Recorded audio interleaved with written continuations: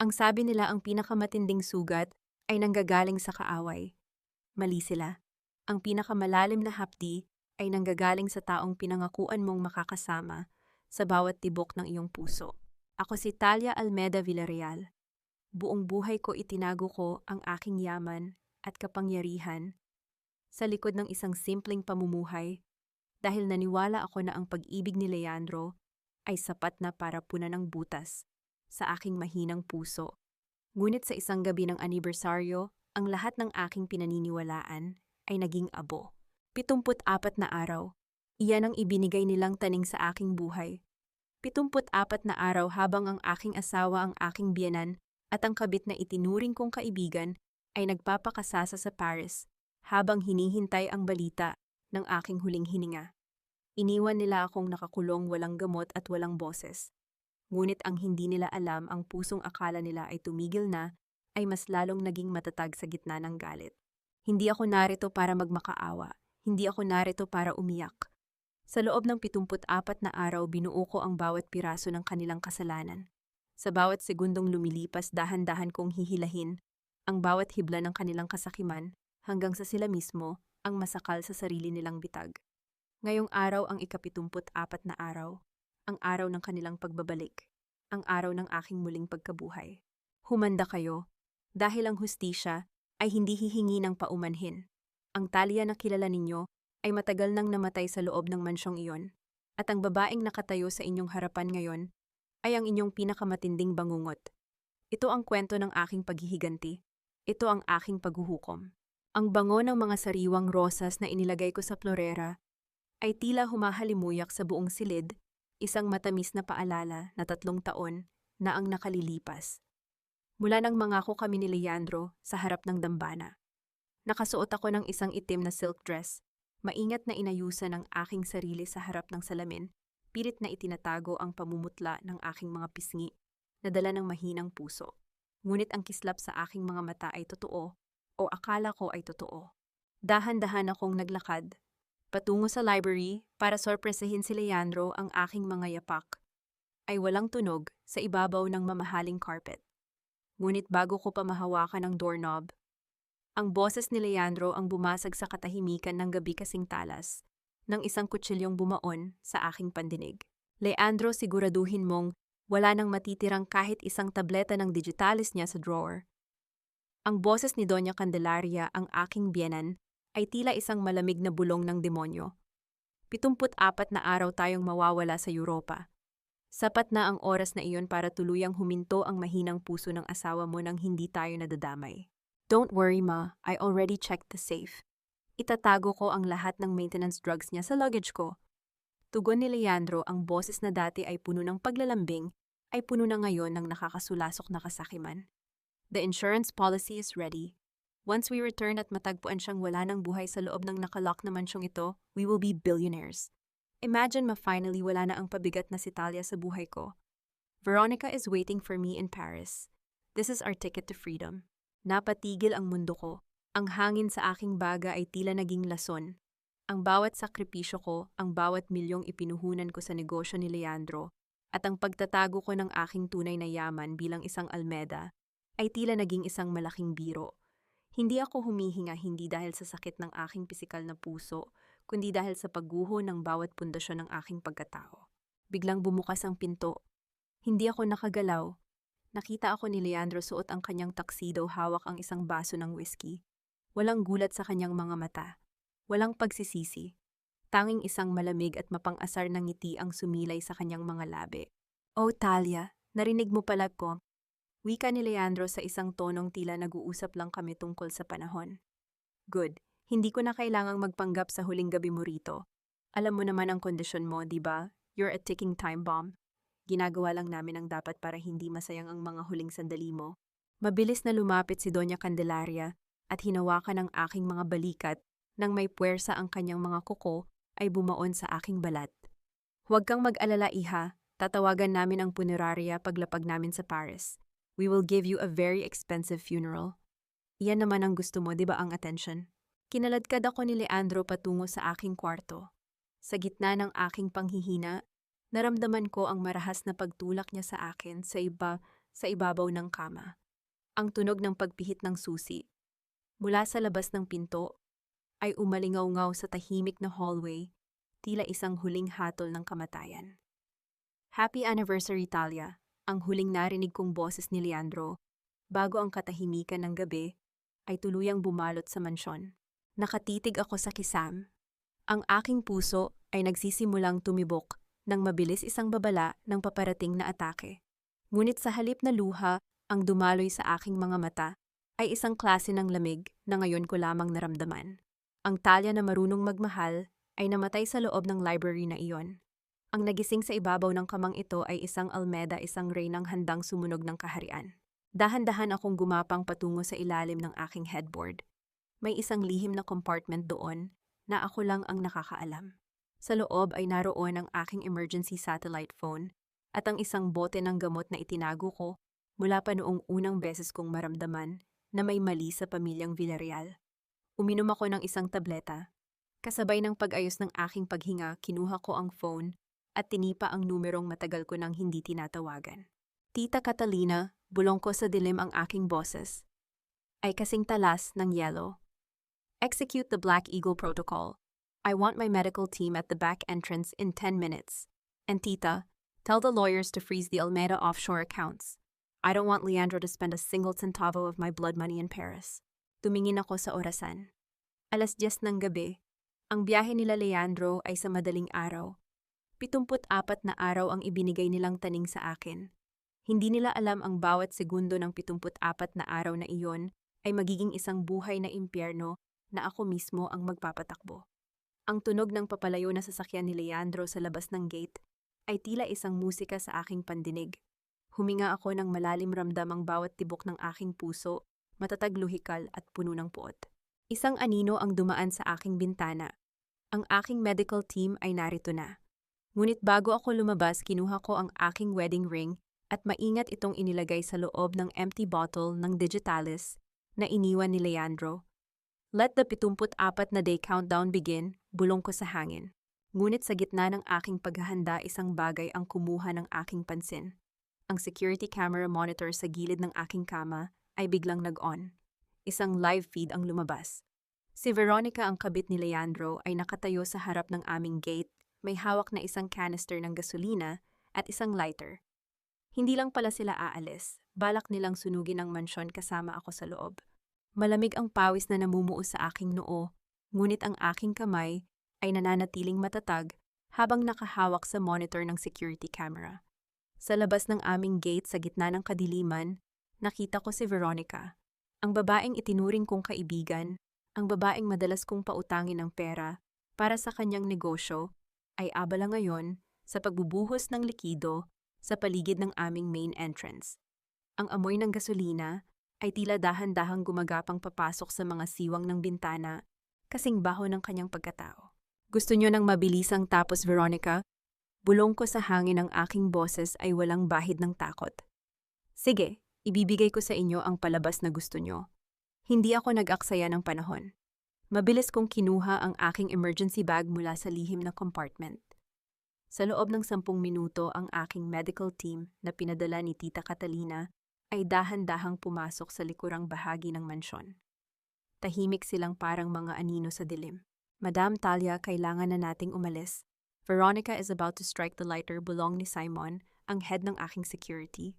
Wait, pigil ko sa kanya habang nakatingin sa monitor. Nakita ko si Veronica na nanginginig ang kamay habang kinakapa ang lighter sa kanyang bulsa. Hayaan mo siyang magsimula ng maliit na apoy. Gusto kong maniwala sila na natupad ang plano nila.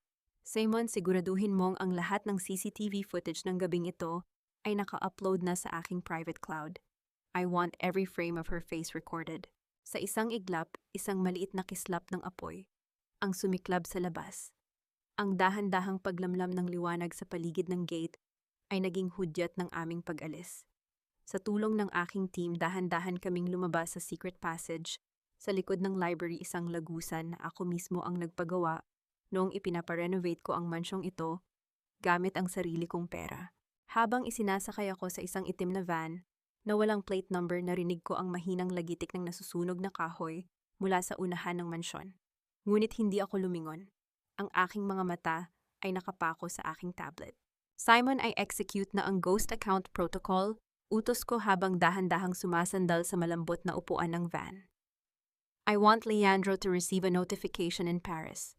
Sabihin mo sa kanya na ang insurance claim para sa mansyon ay hindi maiprocess dahil sa suspicious origin ng apoy. Let him sweat on his first night with his mistress. Madam, how about your heart? Alalang tanong ng aking nurse. My heart is fine, malamig kong sagot. It's no longer beating for love. It's beating for the countdown. 74 na araw. 74 na araw na ang bawat kilos ni Leandro at Doña Candelaria ay babantayan ko mula sa anino. Nakarating kami sa aking private villa sa Batangas bago pa man sumikat ang araw. Ang dagat ay tahimik kasing tahimik ng aking isipan. Ngunit bago ako makapagpahinga, isang ulat ang iniabot sa akin ni Tita Catalina. Talia, kailangan mong makita ito. Seryosong wika ni Tita Catalina. Habang tinitingnan namin ang financial records ni Leandro, nadiskubre namin na hindi lang ang insurance mo ang habol niya. Veronica is 3 months pregnant at ang mas malala ang batang dinadala niya ay balak nilang ipangalan sa iyo para makuha ang buong mana mula sa Almeda Estate. Naramdaman ko ang matinding panginginig ng aking kalamnan. Hindi dahil sa panghihina, kundi sa isang matinding klase ng pagkasuklam.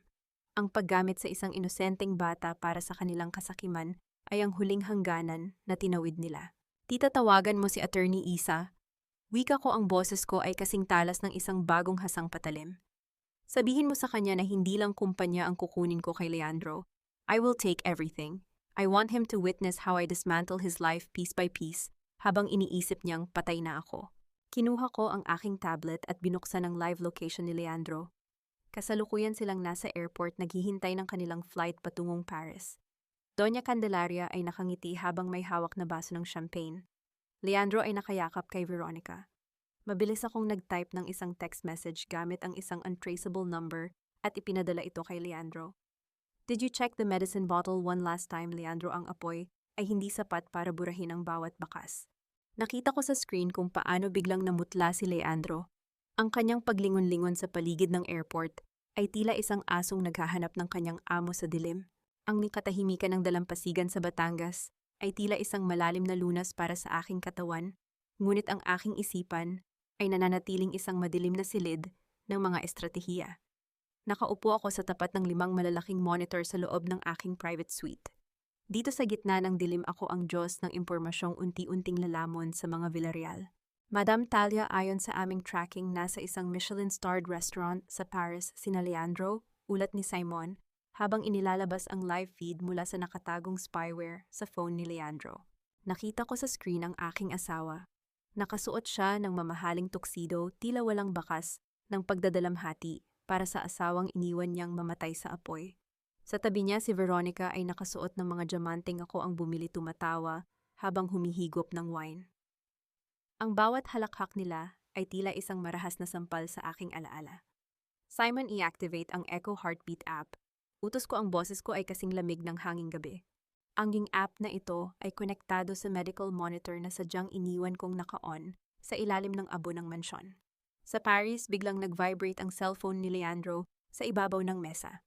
Nakita ko ang pagbabago sa kanyang mukha nang mabasa ang notification, Talia's heart rate 45 beats bawat minuto. Weak. Nabitawan ni Leandro ang kanyang tinidor na lumikha ng matinis na tunog sa porselanang plato. Ang kanyang mga mata ay nanlilisik sa takot habang nakatingin sa screen. Leandro, what's wrong? Tanong ni Veronica, bakas ang pagkairita sa kanyang boses. Hindi ito maaari, nauutal na sagot ni Leandro. Ang monitor ni Talia, tumitibok pa rin, pero nasunog ang mansyon, imposible. Baka system error lang yan, mahal. Uminom ka na lang. Ani Doña Candelaria, pilit na pinapakalma ang anak, pero nakita ko rin ang panginginig ng kanyang mga daliri. Isang mapait na ngiti ang sumilay sa aking mga labi. Ito pa lang ang simula. Simon, I execute ang financial lockdown, wika ko. I report mo ang lahat ng credit cards ni Leandro bilang stolen sa security department ng Almeda Bank. Gawin mo ito ngayon din. Pagkalipas ng ilang minuto, dumating ang bill sa mesa nila Leandro. Mayabang na inabot ni Leandro ang kanyang black card. Ngunit matapos ang ilang sandali, bumalik ang waiter, hindi bitbit ang resibo, kundi ang balitang dudurog sa kanyang ego. I'm sorry, monsieur, but your card has been declined. In fact, our system says it's reported as stolen pot. Malakas na pahayag ng waiter sapat na para lumingon ang ibang mga aristokratang kumakain sa paligid. Ang hiya na nakita ko sa mukha ni Leandro ay higit pa sa sapat na kabayaran para sa hapdi ng aking mga sugat. Ang kanyang mukha ay namula sa puot at kahihiyan habang pilit na kinakapa ang kanyang iba pang mga cards na isa-isa ring nag-decline. Simon, sapat na yan para sa gabi na to. Utos ko habang dahan-dahang sumasandal sa aking upuan. Gusto ko silang managinip ng aking mukha sa gitna ng luho nila. Gayunpaman ang aking tagumpay ay panandalian lamang. Pumasok si Tita Catalina sa silid, ang kanyang mukha ay tila isang pader na malapit ng gumuho. Talia, kailangan nating mag-usap tungkol sa tumawag sa iyo kanina, seryosong wika ni Tita Catalina. Ang taong iyon, siya si Octavio, ang pinsan ni Veronica, at may hawak siyang mga dokumentong magpapatunay na ang iyong ama ay hindi namatay sa aksidente. Siya ay pinatay, Talia. At ang Almeda Group ang mitya ng kanyang kamatayan. Naramdaman ko ang matinding paghinto ng pintig ng aking puso. Ang mist of distrust ay hindi na lamang para sa mga Villarreal. Dahan-dahan na rin itong gumagapang sa loob ng sarili kong pamilya. Bakit ngayon mo lang ito sinabi sa akin, tita? Tanong ko, ang boses ko ay puno ng paghihinala. Dahil ang pumatay sa ama mo ay ang taong pinagkakatiwalaan mo ngayon, bulong ni Tita Catalina bago siya mabilis na lumabas ng silid. Hindi ako gumalaw mula sa aking kinauupuan. Kahit pa ang monitor ay nagpapakita ng isang armadong lalaki sa labas ng aking gate. Ang aking daliri ay dahan-dahang pumatong sa isang pulang button. Sa ilalim ng desk ang hudyat para sa aking security team na ilabas ang kanilang pinakamatinding defensive protocol. Ngunit bago pa man makakilos si Simon, ang lalaki sa screen, ay dahan-dahang tumingala at tinanggal ang kanyang suot na itim na helmet. Hindi iyon si Leandro. Ang mukha sa screen ay si Dr. Rosenda Senda Manalastas, ang babaeng itinuring kong higit pa sa kapatid ang doktor na nakakaalam ng bawat sikreto ng aking mahinang puso. Ngunit bakit siya narito ng ganitong oras? At bakit may hawak siyang baril? Madam Talia, si Dr. Senda ay pilit na pumapasok. Sinasabi niyang kailangan niyo ng agarang gamutan, ulat ni Simon sa aking earpiece. Papasukin siya, Simon. Pero huwag niyo siyang iwanan kahit isang saglit, malamig kong utos. Pagpasok ni Senda sa aking suite, ang kanyang mukha ay puno ng pawis at tila balisa ang kanyang mga mata. Mabilis siyang lumapit sa akin, bitbit ang kanyang medical bag na tila ba may dalang lunas sa isang malubhang karamdaman. Talia, salamat sa Diyos at nahanap kita, humihingal na wika ni Senda habang hinahawakan ang aking mga kamay. Nalaman ni Leandro na buhay ka, pinapunta niya ang mga tauhan niya rito. Kailangan kitang turukan ng pampakalma para mailipat kita sa aking clinic nang hindi ka inaatake sa puso. Inilabas ni Senda ang isang syringe mula sa kanyang bag. Ang likido sa loob nito ay malinaw, tila inosente, ngunit sa ilalim ng liwanag ng monitor, nakita ko ang bahagyang panginginig ng kanyang mga daliri. Isang panginginig na hindi galing sa pag-aalala kundi sa isang matinding kasalanan. Senda, matagal na tayong magkaibigan, di ba? Tanong ko ang aking boses. Ay nananatiling mahinahon kasing tahimik ng dagat sa labas. Oo naman, Talia, kaya gawin na natin ito. Para sa kaligtasan mo, mabilis niyang sagot habang inihahanda ang aking braso. Dahan-dahan kong inilayo ang aking braso at tumayo. Tinitigan ko siya nang diretso sa mga mata, isang titig na sapat na para patigilin ang kahit na anong kasinungalingan. Para sa kaligtasan ko o para sa kaligtasan ng anak mong si Jojo na nakabangga ng isang pulis noong nakaraang buwan, napatigil si Senda. Ang syringe ay dahan-dahang nalaglag mula sa kanyang kamay at gumulong sa sahig. Ang tunog ng pagtama ng kristal sa semento ay tila isang huling hatol sa aming pagkakaibigan. Paanong? Nauutal na tanong ni Senda, ang kanyang mukha ay nawalan ng kulay. Simon, i-play ang file 34-B. Utos ko nang hindi inaalis ang tingin sa kanya. Mabilis na lumabas sa malaking monitor ang isang video recording. Naroon si Senda nakaupo sa loob ng isang madilim na sasakyan kasama si Doña Candelaria. Malinaw na narinig ang boses ng aking biyanan. Senda, pirmahan mo lang ang psychiatric evaluation na ito. Sabihin mong si Talia ay may malalang psychosis at kailangang i-confine ng sapilitan. Gawin mo iyan at mawawala ang kaso ng anak mo. Isang pirma para sa kalayaan ng anak mo kapalit ng kaluluwa ng kaibigan mo. Nakita ko sa video kung paano kinuha ni Senda ang panulat at lumagda ng walang pag-aalinlangan. Isang Judas kiss, Senda. Iyan ba ang halaga ng buhay ko para sa iyo? Tanong ko, ang boses ko ay hindi galit kundi puno ng isang nakakasulasok na pang-uuyam. Ang likido sa syringe na yan, hindi pampakalma. It's a powerful sedative that would cause a cardiac arrest on a patient with my condition. Leandro didn't want to bring me back. He wanted you to finish the job they started in the mansion. Talia, patawarin mo ako, pinagbantaan nila ang buhay ni Jojo. Hagulhol ni Senda habang lumuluhod sa harap ko. Kailangan ko lang gawin ang utos nila. Ang pagkakaibigan ay hindi lisensya para sa pagpatay. Malamig kong sagot. Simon, tawagan ang mga autoridad. Iabot niyo sa kanila ang psychiatric report na pineke ni Dr. Manalastas at ang video ng pakikipagsabuatan niya sa mga Villarreal. Habang kinakaladkad si Senda palabas ng aking suite, hindi ako naglabas ng kahit isang luha. Ang bawat emosyon ay sadyang ibinaon ko na sa ilalim ng aking lohika. Ngunit bago pa man ako makahinga nang maluwag, lumapit si Attorney Yisa sa akin, bitbit ang kanyang laptop. Talia, kailangan mong makita ang live broadcast na ito. Wika ni Yisa, ang kanyang mukha ay puno ng tension. Sa screen nakita ko si Leandro. Nakatayo siya sa tapat ng Eiffel Tower sa Paris, may hawak na isang pirasong papel na tila isang opisyal na dokumento. Mga kababayan sa Pilipinas, ako ay humihingi ng tulong, wika ni Leandro, sa harap ng kamera, kunwaring umiiyak. Napatunayan na po ng mga doktor na ang aking asawang si Talia Almeda ay may malalang problema sa pag-iisip bago siya nawala. Ayon sa batas, ako na po ang may ganap na control sa Almeda Group para protektahan ang aming mga empleyado mula sa kanyang mga maling desisyon. Talia, kung nasaan ka man, sumuko ka na. Naghihintay ang ospital para sa iyo. Naningkit ang aking mga mata. Ang slap face na inihanda ko ay tila sinasagot nila ng isang marahas na counter-attack. Ginamit nila ang peking report ni Senda para agawin ang aking kumpanya habang nasa Europa sila. Attorney Isa, handa na ba ang ating kontrademanda? Tanong ko. Handa na, Talia, pero may isang problema, sagot ni Isa. Upang mabaliwala ang psychiatric report, kailangan nating ipakita na ikaw ay buhay at nasa tamang pag-iisip sa harap ng isang judge sa Manila. At ang judge na may hawak ng kaso ay ang mismong ninong ni Leandro. Ang balita tungkol sa auction ng aking mga alaala ay tila isang malamig na tubig na ibinuhos sa aking nagbabagang galit. Ang piano ni Mama ang kaisa-isang kagamitan na nagpapadama sa akin ng kanyang yakap. Sa tuwing nanunuyo ang aking puso, ay ituturing na lamang na basura ni Leandro para sa mabilis na pera. Nakatayo ako sa beranda ng aking villa, nakatingin sa dagat na tila kumukulo sa ilalim ng buwan. Ang aking kamay ay mahigpit na nakahawak sa railings, hindi dahil sa panghihina, kundi dahil sa matinding pagpipigil. Ang galit ay parang lason, Talia. Kung hindi mo ito gagamitin ng tama, ikaw ang unang lalamunin nito. Lumingon ako sa pinanggalingan ng boses. Si Attorney Isabel Isa Alcantara ay dahan-dahang lumalapit, bitbit ang isang makapal na blue folder. Sa ilalim ng liwanag ng buwan, mas lalong naging matalas ang kanyang panga at ang lamig sa kanyang mga mata.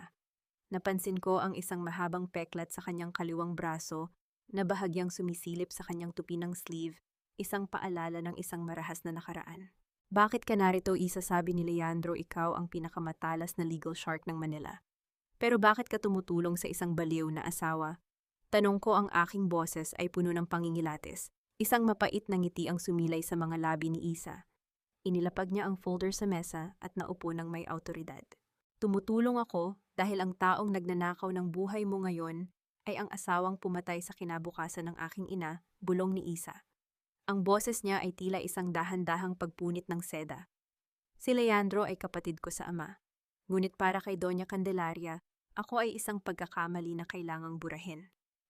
Pinalayas nila kami sa ilalim ng ulan noong 10 taong gulang pa lamang ako. Ang peklat na ito ang natanggap ko nang itulak ako ni Candelaria sa isang basag na plorera habang nagmamakaawa ang ina ko para sa aming mana. Naramdaman ko ang mist of distrust na dahan-dahang natutunaw. Hindi lang kami mag-alyansa dahil sa batas. Kami ay mag-alyansa dahil sa parehong hapdi ng pagkakanulo. Anong plano natin sa auction? Tanong ko habang binubuksan ang folder. Ang judge na ninong ni Leandro ay si Justice Mirador. Hawak niya ang desisyon sa psychiatric petition, paliwanag ni Isa. Hindi tayo pwedeng lumitaw ng maaga, pero pwedeng-pwede nating sunugin ang entabladong tinatayo ni Leandro. Sa auction ng piano gagamit tayo ng isang proxy bidder, isang bilyonaryong hindi nila kilala na bibilhin ang lahat ng gamit mo sa presyong hinding-hindi nila matatanggihan. At pagkatapos,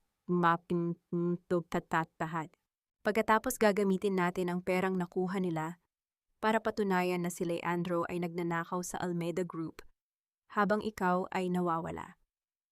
Ang bawat sentavo na kukunin niya sa auction ay magiging mitsa ng kanyang qualified theft case, paliwanag ni Isa, nang may kislap ng tagumpay sa kanyang mga mata.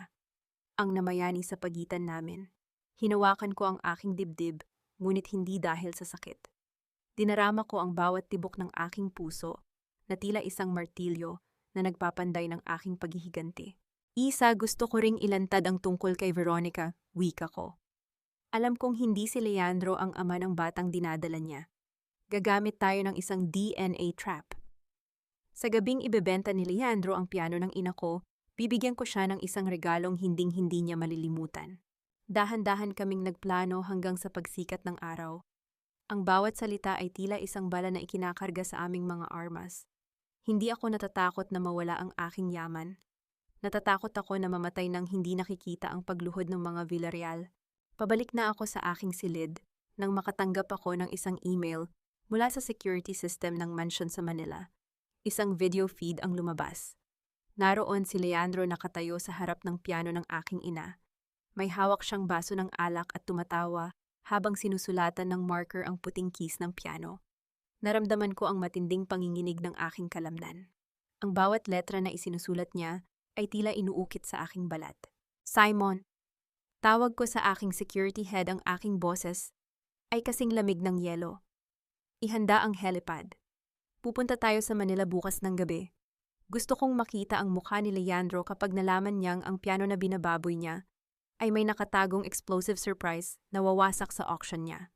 Mula sa bintana ng isang van na may tinted na salamin, pinapanood ko ang pagdating ni Leandro at Veronica sa tapat ng aming mansyon sa Forbes Park.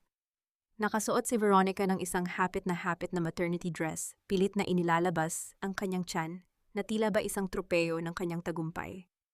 Sa tabi niya si Leandro ay tila isang asong sunod-sunuran, maingat na inaalalayan ang babaeng pumatay sa katahimikan ng aking pagsasama.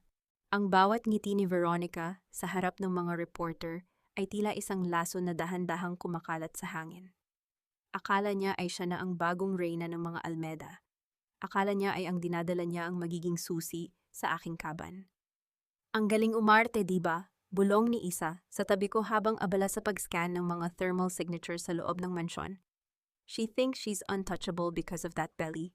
Ang mga ahas, Isa, ay nagpapalit ng balat para magmukhang bago. Pero ang kamandag nila mananatiling pareho, tugon ko ang aking boses, ay walang bahid ng emotion. Simon, i-activate ang gifts for the grandmother protocol. Sa loob ng mansyon sa gitna ng paghahanda para sa auction, si Doña Candelaria ay abala sa pag-inspect ng mga gamit na ibebenta. Doon sa ibabaw ng kanyang mesa ay may isang itim na sobrang walang pangalan. Sa loob nito ay ang tunay na resulta ng DNA test ni Veronica na nakuha ng aking team mula sa isang pribadong clinic sa Singapore, isang lugar na hindi nila inakalang maabot ko. Sa aking tablet nakita ko ang pagbukas ni Candelaria sa sobre. Ang kanyang mukha na dati ay puno ng kayabangan ay dahan-dahang nagbago. Ang kanyang mga mata ay nanlaki at ang kanyang panga ay nanginig sa tindi ng galit. The child is not a Villarreal. Compatibility 0%. Kasabay nito lumabas ang isang hidden video feed mula sa aking monitor. Naroon si Veronica sa garden lihim na nakikipaghalikan kay Octavio, ang lalaking ipinapakilala nilang pinsan, ngunit siya palang ama ng batang dinadala niya. It's time, Isa. Let the snakes bite each other, wika ko. Mabilis na lumabas si Doña Candelaria sa sala, ang kanyang mga hakbang ay tila mga kulog na nagbabadya ng bagyo. Inabutan niya sina Leandro at Veronica na masayang nagtatawanan. Hindi na nakapaghintay ang matanda. Isang malakas at malutong na sampal ang dumapo sa pisngi ni Veronica. Ang tunog ng pagtama ng palad sa balat ay umaling-aungaw sa malawak na mansyon. Napasandal si Veronica sa pader, hawak ang kanyang namumulang pisngi, habang si Leandro ay napatulala sa gulat. Mapanlinlang kang babae ka. Sigaw ni Candelaria, ang boses niya ay puno ng nakakasulasok na puot. Akala mo ba ay maloloko mo ako? Ang dinadala mo ay hindi dugo ng aking anak. Ginamit mo ang matris mo para pagnakawan kami. What are you talking about? Hiyaw ni Leandro pilit na pumapagitna. Ipinamukha ni Candelaria ang DNA results sa mukha ni Leandro. Nakita ko sa screen ang unti-unting pagguho ng mundo ni Leandro. Ang kanyang mukha ay dahan-dahang namutla at ang kanyang mga mata ay bumaling kay Veronica nang may matinding pagkamuhi. Is it true, Veronica? Tanong ni Leandro, ang kanyang boses ay nanginginig sa pagpipigil. Leandro, let me explain, inutusan lang ako ni Octavio. Sabi niya ay kailangan natin ito para makuha ang Almeda Estate. Pagmamakaawa ni Veronica habang lumuluhod sa harap ni Leandro. Isang cathartic satisfaction ang naramdaman ko habang pinapanood ko silang mag-away-away sa loob ng mansyong dati ay puno ng kasinungalingan. Ang pundasyon ng kanilang alyansa ay gawa lamang sa buhangin at ngayon ang alon ng katotohanan ay dahan-dahan na silang nilalamon. Simon, sapat na yan para sa gabi na to, utos ko. Gusto ko silang mag-away hanggang sa maubos ang kanilang lakas bago magsimula ang auction bukas. Ngunit sa gitna ng aking kasiyahan, isang malamig na sensasyon ang gumapang sa aking likuran. Isang anino ang dahan-dahang lumitaw sa likod ng sasakyan namin. Isang matangkad na lalaki na may hawak na baril na may silencer. Madam Talia Dapa, sigaw ni Simon. Isang matunog na pagtama ng bala sa windshield ng aming van ang narinig namin. Ang crack sa salamin ay tila isang sapot ng gagamba na dahan-dahang kumakalat. Ang lalaki ay walang iba kundi si Octavio. Hindi siya papayag na masira ang kanyang plano ng ganun kadali. Ang bawat hininga ko sa loob ng sasakyan ay tila paghigop ng nagbabagang apoy. Ang paningin ko ay dahan-dahang lumalabo at ang tibok ng aking puso ay naging isang mabilis at magulong ritmo sa loob ng aking dibdib. Ngunit sa gitna ng pag-ikot ng aking mundo, ang aking isipan ay nananatiling matalas. Hindi ako pwedeng mamatay rito. Hindi sa kamay ng isang Octavio. Simon, ang window. Basagin mo. Ang utos ko ay lumabas bilang isang mahinang kalos sa aking lalamunan. Narinig ko ang marahas na paghampas ng siko ni Simon sa tempered glass. Sa ikatlong subok, ang bintana ay sumabog sa libu-libong maliliit na kristal na nagbigay daan sa malamig na hangin ng gabi. Ang pagsipsip ko ng sariwang hangin ay tila isang muling pagkasilang. Mabilis kaming nakalayo sa lugar ng ambush, ngunit ang bawat segundong lumilipas ay punong-puno ng tensyon. Pagdating namin sa isang ligtas na safe house sa Tagaytay, hindi pa hinga ang bumungad sa akin. Naroon si Tita Catalina nakatayo sa gitna ng sala, hawak ang isang baso ng whiskey, at ang kanyang mukha ay tila isang maskara ng purong awtoridad. Masyado ka nang malayo, Talia. Bungad ni Tita Catalina. Ang kanyang boses ay walang bakas ng pag-aalala, kundi puno ng isang nakakasulasok na babala. Tita, muntik na akong mamatay. Si Octavio, alam niya kung nasaan kami, sagot ko habang dahan-dahang nauupo. Tinitiis ang hapdi sa aking dibdib. Alam niya dahil hinayaan ko siyang malaman. Malamig na tugon ni Catalina. Ang katahimikan sa loob ng silid ay naging kasing bigat ng isang dambuhalang bato. Tumingin ako kay Tita Catalina, ang babaeng nagligtas sa akin mula sa mansyon, ang tanging kamag-anak na pinagkatiwalaan ko. Ang mist of distrust ay tuluyan ng naging isang bagyong lalamon sa lahat. Bakit, tanong ko, ang boses ko ay kasing lamig ng yelo? Dahil ang paghihiganti mo ay sumisira sa Almeda Group, Talia. Sigaw ni Catalina, ang kanyang mukha ay namula sa puot. Ang ginagawa ni Leandro ay maliit na bagay kumpara sa itinatago ko. Ang kumpanya ay nagsasagawa ng illegal drug trials para sa ating bagong heart medication. Isang pagkakamali ang nangyari at may mga namatay. Kung itutuloy mo ang paglalantad kina Leandro, lalabas at lalabas ang investigasyon sa lahat ng aspeto ng kumpanya. Madadamay ang lahat. Inilapag ni Catalina ang isang dokumento sa mesa. Isang settlement agreement. Pirmahan mo ito. Ibigay mo ang mansyon at ang maliit na bahagi ng shares kay Leandro. Patigilin mo na ang investigasyon ni Attorney Isa. Kapalit nito, bibigyan kita ng bagong pagkakakilanlan sa Switzerland. Doon ka na magpagaling. Huwag mong sirain ang pangalang Almeda para lang sa isang lalaking hindi ka naman minahal. Isang emotional gut punch ang naramdaman ko. Ang sarili kong dugo ay handang isakripisyo ang aking katarungan para lamang sa isang korap na kumpanya. Tiningnan ko ang dokumento pagkatapos ay tumingin ako kay Catalina. Dahan-dahan akong tumayo. Ang aking tindig ay tuwid, ang aking mga mata ay walang bakas ng pag-aalinlangan. Kinuha ko ang panulat, ngunit sa halip na lumagda, mabilis kong iginuhit ang isang malaking X sa buong pahina. Hindi ko ipagpapalit ang dugo ng mga taong pinatay ninyo para sa aking kaligtasan. Tita, wika ko, ang bawat salita ay tila isang hatol. Ang pangalang Almeda ay hindi tungkol sa yaman. Ito ay tungkol sa integridad. Kung kailangang masunog ang buong korporasyon para malinis ang dumi nito, ako mismo ang magsisindi ng posporo. Magsisisi ka, Talia, wala kang matitira. Hiyaw ni Catalina habang mabilis na lumalabas ng silid. Lumingon ako kay Isa na kanina pa nakikinig sa anino. Isa, i-include mo sa ating expose ang illegal drug trials. Isama mo ang pangalan ni Catalina. Walang ititira. Kahit ako pa ang mawala ng posisyon, sisiguraduhin kong walang sinumang Villarreal o Almeda ang makakatakas sa batas. This is suicide, Talia. You could lose everything. Babala ni Isa. Mas mabuti nang mawala ang lahat kaysa mabuhay sa isang kasinungalingan, tugon ko. Ngunit habang inihahanda namin ang counter-attack, isang notification ang lumitaw sa aking monitor. Ang auction sa Manila ay nagsimula na ng mas maaga. Nakita ko ang live feed. Naroon si Leandro nakatayo sa harap ng piano ng aking ina at sa tabi niya ay isang lalaking nakatalikod, ang proxy bidder.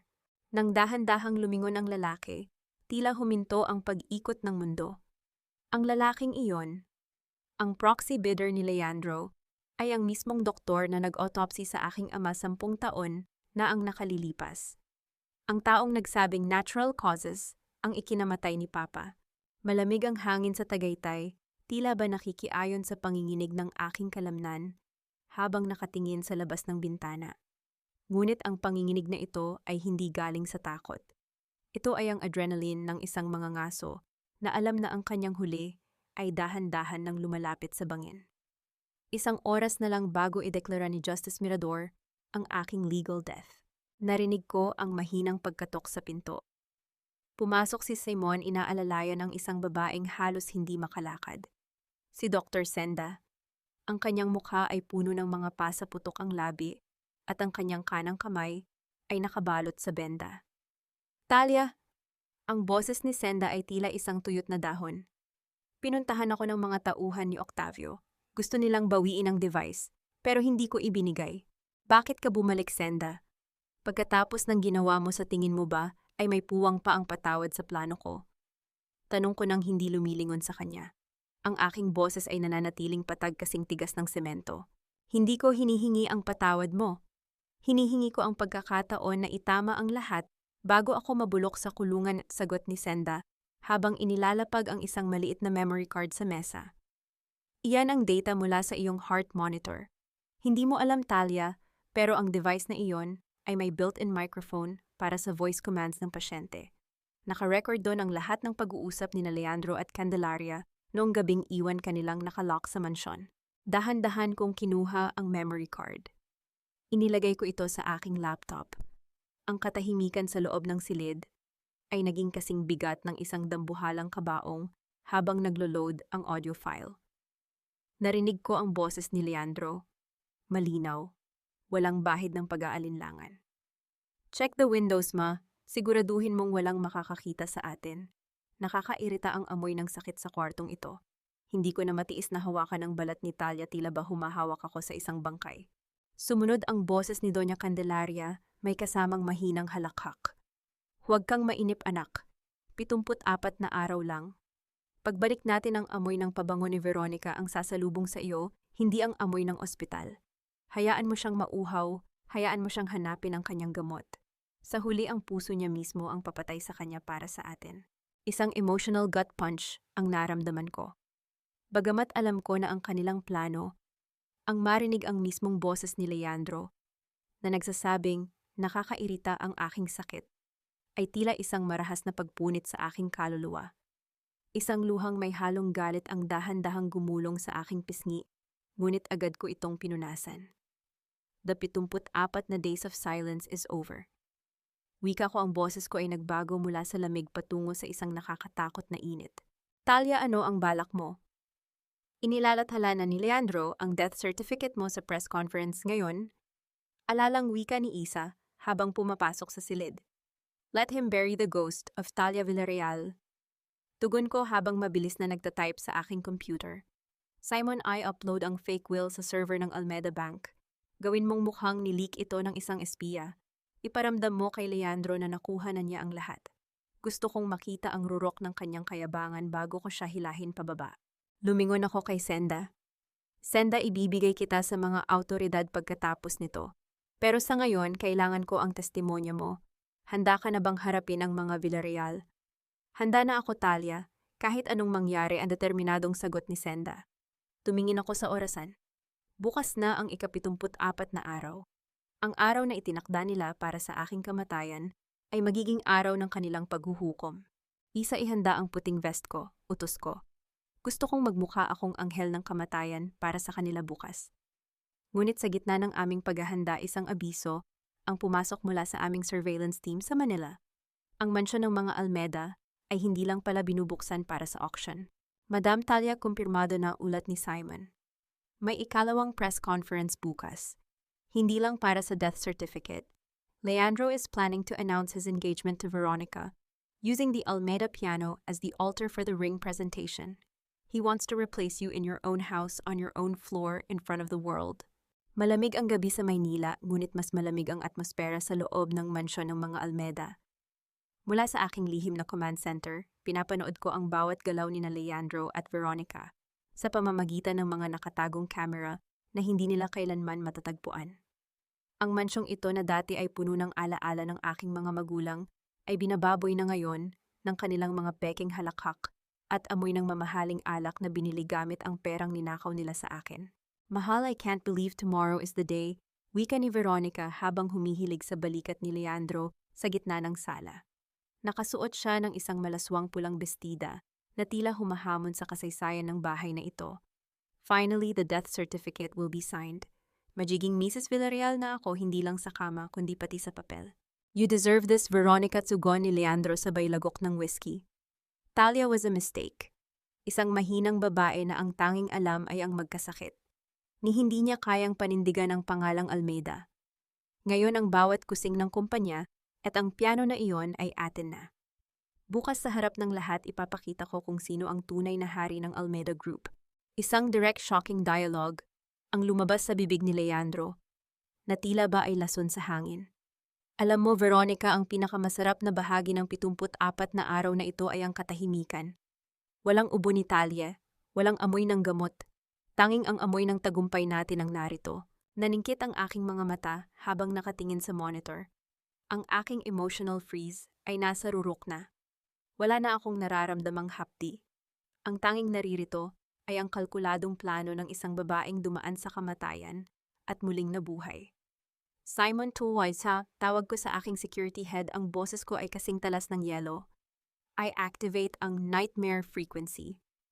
I-play ang recording ng tibok ng puso ko sa lahat ng speakers ng mansyon sa loob ng 10 segundo. Ngayon na. Sa screen nakita ko ang biglang pagtalon ni Leandro mula sa kanyang kinauupuan. Ang tunog ng dahan-dahan, ngunit malakas na pagtibok ng puso ay umalingaw-ngaw sa buong mansyon. Isang tunog na hindi galing sa speaker, kundi tila nanggagaling sa mga pader mismo. Ang bawat tibok ay tila isang hatol na nagsasabing, buhay pa ako. Buhay pa ako. Ano iyon, Leandro? Ano ang tunog na iyon? Hiyaw ni Veronica, ang kanyang mukha ay nawalan ng kulay habang nakakapit sa braso ni Leandro. System error, impossible. Sigaw ni Leandro, ngunit nakita ko ang panginginig ng kanyang mga kamay na dahilan upang mabasag ang basong hawak niya sa sahig. Ang tunog ng basag na kristal ay tila isang hudyat ng pagtatapos ng kanilang komportableng mundo. Dahan-dahan kong kinuha ang aking puting vest mula sa hanger. Isinuot ko ito ng may autoridad. Tumingin ako sa salamin at nakita ko ang isang Talia na hindi na kailanman mangangailangan ng gamot para lamang mabuhay. Ang galit ang naging bago kong bitamina. Isahanda na ba ang ating legal team para sa ambush bukas? Tanong ko kay Attorney Isa na pumasok sa silid bitbit ang huling batch ng mga dokumento. Handa na, Talia? Ang bawat news outlet sa bansa ay nakatanggap na ng anonymous tip Para sa isang big surprise sa press conference ni Leandro, sagot ni Isa. At ang sikretong sinabi ni Catalina tungkol sa libingan ng ama mo, Simon, just confirmed it. May nakitang voice recorder na itinago sa loob ng kabaong ng ama mo. Isang huling mensahe bago siya mawalan ng hininga. Naramdaman ko ang matinding tensyon sa loob ng aking dibdib. Ang aking ama ay hindi lang basta namatay. May iniwan siyang ebidensya sa loob mismo ng kanyang huling hantungan. Iyon ang ating huling alas tuwika ko. Bukas hindi lang si Leandro ang luluhod. Pati si Tita Catalina at Justice Mirador ay babagsak kasama nila. Hindi ako kumurap habang nakatitig kay Veronica sa pamamagitan ng glass door ng helipad. Ang kanyang mga kamay ay nanginginig habang nakaturo ang baril sa kanyang sariling tiyan, pilit na gumagawa ng huling eksena sa kanyang desperadong dula-dulaan. Ngunit sa harap ng isang babaeng dumaan na sa kabilang buhay, ang kanyang pag-arte ay tila isang nakakatawang komedya. I save mo ang natitira mong lakas, Veronica. Malamig kong wika sa intercom. Ang DNA records mo mula sa Singapore ay naipadala na sa lahat ng news agency 10 minuto ang nakalilipas. Alam na ng buong bansa na si Octavio ang ama ng dinadala mo. You have no leverage here. You're just a trespassing criminal. Napatulala si Veronica. Bago pa man siya makasagot, mabilis na nakalapit sa kanyang likuran si Simon. Sa loob ng 2 segundo, walang karahasan, ngunit may tiyak na awtoridad na agaw ang baril at napalibutan siya ng aking security team. Ipasok siya sa sasakyan at ibigay sa pulisya. Utos ko nang hindi man lang siya nililingon. Wala akong oras para sa mga muestra ng isang ahas. Ang araw ng paghuhukom ay dumating na. At tap, araw ng ika-74. Ang malaking ballroom ng Almeda Mansion sa Manila ay nababalot ng nakakasilaw na mga ilaw ng camera. Ang bawat mamamahayag sa bansa ay naroroon. Sa gitna ng entablado nakatayo si Leandro, nakasuot ng itim na suit, may panyo sa kamay at pilit na nagpapalabas ng luha sa kanyang mga mata. Sa tabi niya ay si Doña Candelaria na nakayuko at nagpapanggap na isang inang nawaan ng mahal sa buhay. Habang katabi nila si Justice Mirador na handa ng pumirma sa opisyal na legal death certificate at estate transfer. Mga kaibigan sa media, iunapa. Simula ni Leandro sa isang boses na puno ng drama. Ito ang pinakamasakit na araw sa aking buhay. 74 na araw nang nawawala ang aking mahal na asawang si Talia. Ngayong araw, formal na nating tatanggapin ang kanyang pagpanaw. Inabot ni Justice Mirador ang panulat kay Leandro. Kinuha ito ni Leandro ng may lihim na kislap ng tagumpay sa kanyang mga mata. Dahan-dahan niyang itinapat ang panulat sa papel. Eksaktong sa sandaling iyon, ang dambuhalang pintuan ng ballroom ay bumukas ng marahas. Ang tunog ng pagtama ng 2 pintong kahoy sa pader ay umalingaw-ngaw sa buong bulwagan, dahilan upang matigil ang lahat ng tao at bumaling ang bawat camera sa pintuan. Ako iyon. Nakatayo ako sa gitna ng doorway, nakasuot ng isang formal at napakagandang puting vest at slacks. Ang aking buhok ay maingat na nakaistilo, ang aking mga labi ay nakapinta sa pulang kulay ng kapangyarihan. Sa aking tabi ay si Attorney Yisa bitbit ang 2 malalaking briefcase at sa aming likuran ay ang pangkat ng mga opisyal ng National Bureau of Investigation. Isang nakakabinging katahimikan ang bumalot sa buong silid. Nabitawan ni Leandro ang panulat. Ang kanyang mukha ay dahan-dahang nawalan ng kulay, naging kasing putla ng isang linen na tela. Si Doña Candelaria ay napahawak sa kanyang leeg, pilit na humihinga, habang nakatitig sa akin na tila nakakita ng isang multo. I'm sorry to interrupt your morning session, Leandro, wika ko. Ang aking boses ay hindi malakas, ngunit ang bawat salita ay umalingaw-ngaw sa mga speakers ng hall dahil sa lapel mic na nakakabit sa aking suit. But the dead has returned to claim her throne, at tila masyado kang nagmamadaling ipamigay ang hindi sa iyo. Tatalya, nauutal na sigaw ni Leandro. Iimposible, patay ka na, nasunog ang mansyon. Ang nasunog ay ang iyong kasakiman, Leandro. Sagot ko habang dahan-dahang naglalakad sa gitna ng aisle. Ang bawat yabag ng aking sapatos sa marmol na sahig ay tila isang hatol ng tadhana. Lumingon ako sa malaking LED screen sa likod ng entablado. Simon, i-play ang ating exhibit. Sa isang pindot ng remote ni Yisa, ang malaking screen ay nagliwanag. Ang audio recording mula sa aking heart monitor ay umalingaw-ngaw sa buong ballroom. Malinaw na narinig ng buong bansa ang boses ni Leandro at Doña Candelaria habang pinag-uusapan ang pagtatago ng aking gamot at ang paglock sa akin sa kwarto para mamatay sa loob ng 74 na araw. Check the windows, ma. Sa huli ang puso niya mismo ang papatay sa kanya para sa atin. Nagsimula ang malakas na bulungan at gulat mula sa mga reporter. Ang mga kamera ay walang tigil sa pagkuha ng larawan sa namumutla at nanginginig na mukha ni Doña Candelaria. Hindi lang iyan, patuloy ko habang nakatitig kay Justice Mirador. Narito rin ang huling audio recording mula sa kabaong ng aking ama. Ang boses kung saan inamin ni Tita Catalina at Justice Mirador ang pagpapalsipika ng autopsy report at ang pagsaset up ng illegal drug trials ng Almeida Group. Pumasok ang mga NBI agents sa entablado. Agad nilang pinalibutan si Justice Mirador Doña Candelaria at si Tita Catalina na nasa gilid ng bulwagan. Nang makitang wala na siyang takasan, biglang lumuhod si Leandro sa harap ko sa gitna ng entablado. Ang kanyang mga kamay ay nanginginig habang pilit na humahawak sa laylayan ng aking slacks. Talia, please patawarin mo ako. Pagmamakaawa ni Leandro ang kanyang mga luha. Ngayon ay tunay na galing sa takot. Sinunod ko lang si Mama, tinakot niya ako. I still love you, Talia. Ginawa ko lang yon dahil dahil sa galit. Tiningnan ko siya mula sa aking kinatutuyuan. Walang galit sa aking mga mata. Tanging ang dalisay at malamig na pagkamuhi.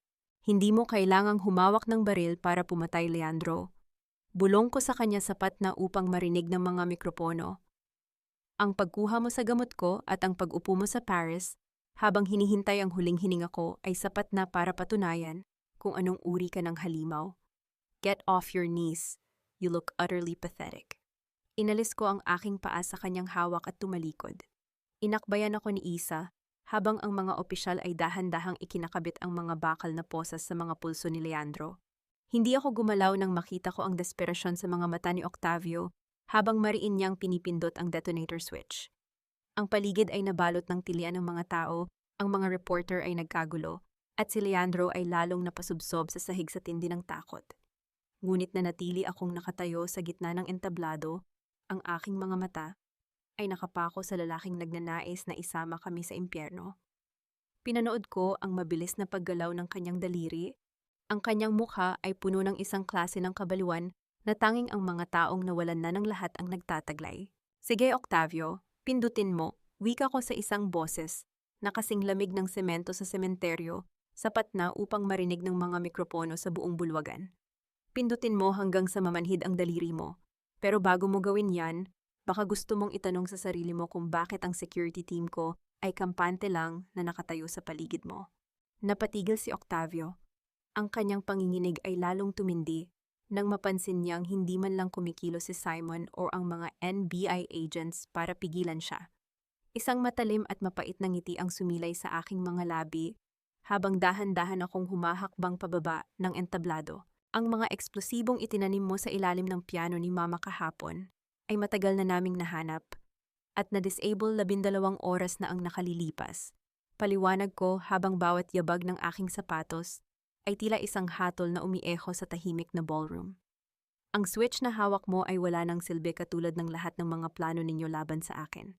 Did you really think I would walk into my own home without sweeping it for your filth first?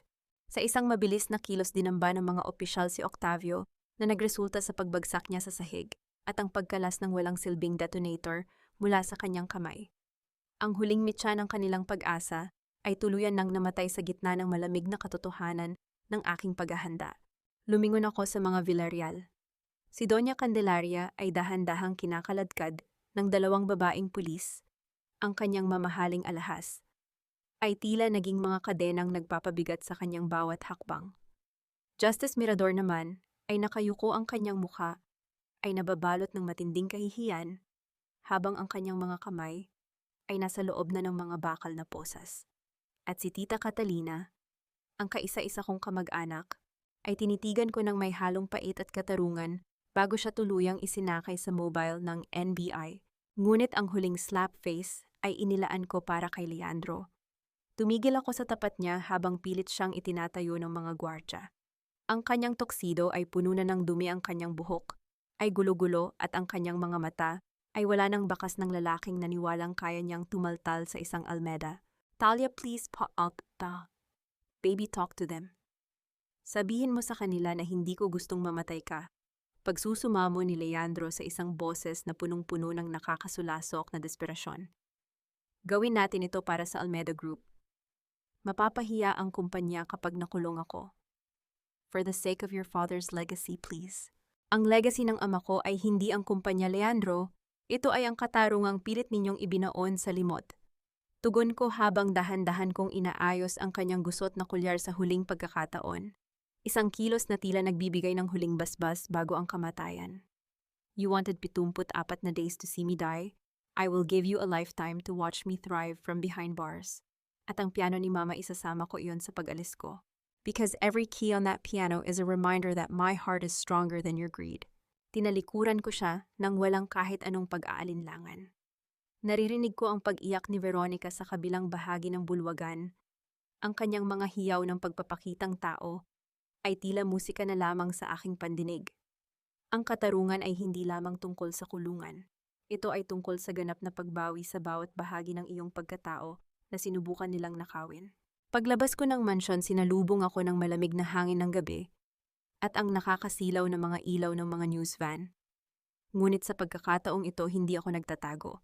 Inakbayan ako ni Isa, ang aming tagumpay, ay tila isang matibay na pader na hinding-hindi na muling mabubuwag.